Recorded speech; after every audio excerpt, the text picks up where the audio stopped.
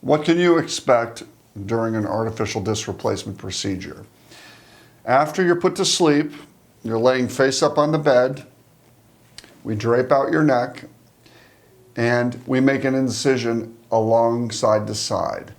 It's usually not painful because A, you're asleep, but B, cutting the skin through the side, that's all we cut. From there through, we're not cutting any tissue or doing anything. We just push things out of the way.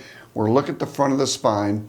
I remove the disc with the microscope, with high magnification, clear your nerves, make sure your spinal cord's clear, and insert the artificial disc. It takes just under an hour to do that safely.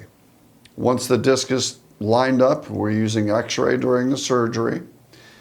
We put the stitches in the skin that dissolve. No stitches need to be removed afterwards. You may be sore on the back of the neck because we stretch the ligaments back up to where they used to be, assuming your disc is collapsed. The artificial disc restores height. So you'd be achy and sore more in the back of the neck even than the incision. That's most common. These are done outpatient and you'll be there 4 hours and then you'll go home.